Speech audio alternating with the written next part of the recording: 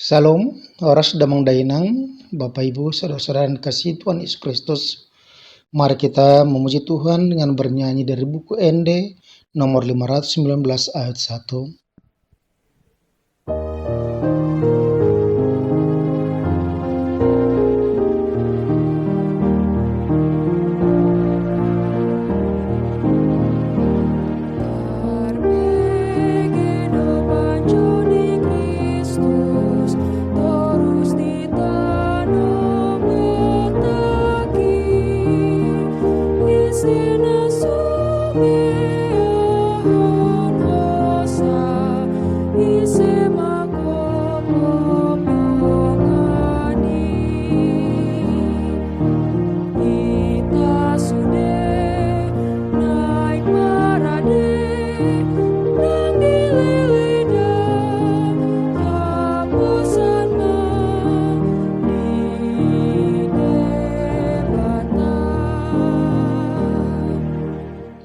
Kasih karunia dan damai sejahtera dari Tuhan Allah Bapa kita dan dari anaknya Tuhan Yesus Kristus menyertai kamu sekalian. Amin. Damang dainang firman Tuhan untuk kita pada hari Rabu 7 September 2022 tertulis dalam surat penggembalaan Rasul Paulus kepada Timotius yang kedua pasal 4 ayat 17, demikian bunyinya. Tetapi Tuhan telah mendampingi aku dan menguatkan aku, supaya dengan perantaraanku Injil diberitakan dengan sepenuhnya dan semua orang bukan Yahudi mendengarkannya. Dengan demikian aku lepas dari mulut singa. Alai Tuhanido madongani jala margugohon au, asa tulus perjamitauni marhiti sian au, gabi salhut si pelebegu ubegesa, los malua do au sian babani babiati. Demikian pembacaan firman Tuhan. Damang dainang saudara-saudara yang dikasihi oleh Kristus di dalam perjalanan kehidupan kita. Ketika kita melakukan sesuatu, maka itu mempunyai makna dan tujuan. Ada target yang kita capai. Ketika kita juga melakukan itu, pasti akan ada yang disebut dengan tantangan hambatan di dalam pelayanan kita.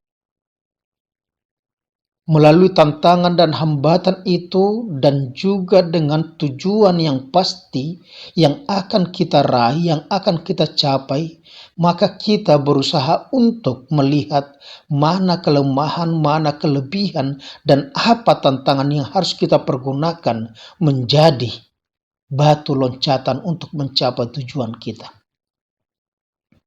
Rasul Paulus mengingatkan kepada Timotius ketika dia menyuruh supaya Timotius mau bergabung dengan dia dalam pelayanannya ketika dia sedang menghadapi yang disebut pengadilan nantinya.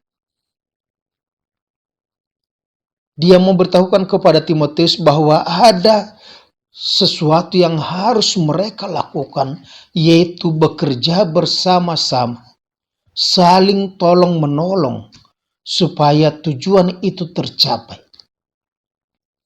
Memang di dalam pelayanan Paulus banyak tantangan-tantangan yang dia hadapi. Dia menghadapi persoalan-persoalan itu dari orang-orang Yahudi sendiri. Dia menghadapi persoalan-persoalan itu dari orang-orang yang disebut sebagai kaum sebangsanya, yang menolak tentang kedatangan Yesus Kristus sebagai juru selamat.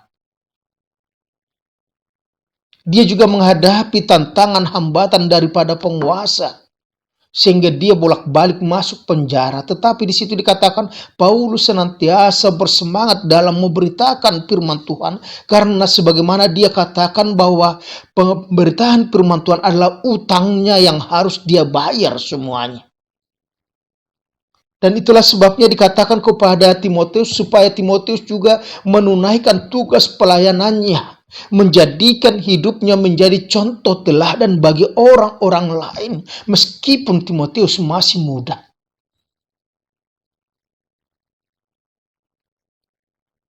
Dan saat ini dia menghadapi juga persoalan bahwa ada orang-orang yang menentang dia. yang sampai membawa dia kepada pengadilan. Tetapi di situ dikatakan Paulus tidak takut akan hal itu. Karena apa? Karena Paulus tahu bahwa hidupnya yang dia hidupi bukan lagi hidupnya sendiri, melainkan Kristus yang hidup dalamnya. Seluruh kehidupannya sudah dia perserahkan, sudah dia persembahkan kepada Tuhan. Sehingga roh Tuhan yang bekerja dalam hidupnya untuk memberitakan firman Tuhan. Dan itu yang dikatakannya pada saat ini. Tetapi Tuhan telah mendampingi aku dan menguatkan aku. Saudara-saudara yang dikasihi oleh Kristus, kalau dikatakan situ Tuhan yang mendampingi aku, seorang anak yang sedang berjalan dalam kegelapan, ketika dia didampingi oleh ayahnya, maka dia tidak perlu merasa takut. Karena apa? Ada kekuatan yang dia rasa bahwa bapaknya tidak akan membiarkan dia mendapat celaka. Seorang anak yang sedang berlatih naik sepeda, ketika bapaknya di situ, orang tuanya melihatnya, maka dia tidak takut akan jatuh. Karena apa? Seandainya pun dia jatuh, maka bapaknya akan langsung menolong dia, menggendong dia. Dikatakan di situ, Tuhan yang telah mendampingi aku. Bukan hanya sekedar mendampingi, dikatakan di situ, Tuhan yang menguatkan aku. Menguatkan aku. Kekuatan Paulus terbatas, kekuatan manusia terbatas. Tetapi dikatakan Tuhan menguatkan. Tuhan itu maha kuat, maha kuasa, dan dengan kekuatannya tidak ada satupun yang mampu mengalahkan. Bahkan seperti yang dikatakan, kuasa maut, iblis, dan dosa yang begitu menyeramkan di dunia ini, itu dapat dihancurkan oleh Yesus Kristus, oleh Tuhan kita. Tuhan mendampingi dan menguatkan aku, supaya dengan perantaraanku Injil diberitakan dengan sepenuhnya. Kesadaran Paulus sebagai perantara, sebagai wakil yang harus menyampaikan Injil, yang harus memberitakan Injil, bukan Injilnya sendiri, bukan akal pikirannya yang dipergunakan oleh Paulus, tetapi sebagai duta dia akan mewakili pemilik Injil itu sendiri, yaitu Tuhan Yesus sendiri.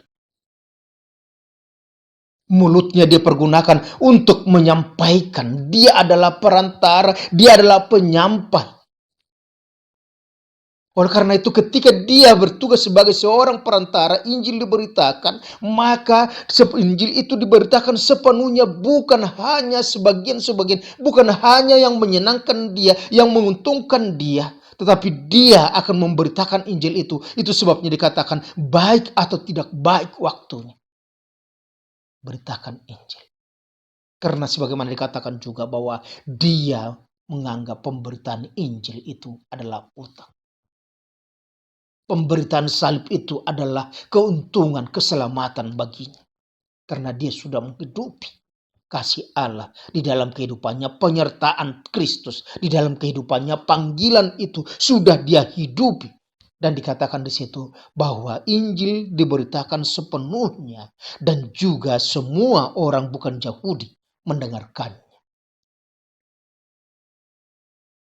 Semua orang dia diberitakan untuk memberitakan Injil kepada orang-orang non-Yahudi.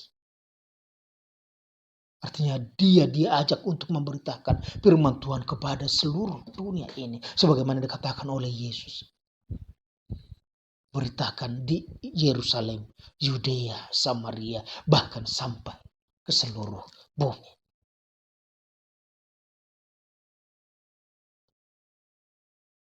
Dia memberitakan bukan hanya sekedar untuk menyampaikan, tetapi dikatakan oleh Paulus, dengan melakukan tugasnya dengan sebaik-baiknya, dikatakan dia melepaskan dirinya dari mulut singa. Pemberitaan Injil, pelayanan Paulus bukan hanya memberitakan firman itu saja, tetapi dikatakan berdampak bagi dirinya, yaitu kelepasan dia, kelegaan baginya. Lepas dari mulut singa, artinya dia selamat. Ketika dia mau memberitakan Injil itu dengan sepenuhnya. Ketika dia memberitakan Injil itu dengan senantiasa melihat pendampingan dan juga kekuatan yang daripada Tuhan. Bukan mengandalkan kekuatannya, karena kekuatan manusia, kemampuan manusia adalah kemampuan yang terbatas. Tetapi pertolongan Tuhan yang dia rasakan ketika kita tidak mampu untuk memberitakan firman dengan sebaik-baiknya, dikatakan mintalah kekuatan daripada Tuhan. Tangan Tuhan tidak kurang panjang untuk menolong kita. Allah adalah kekuatan kita.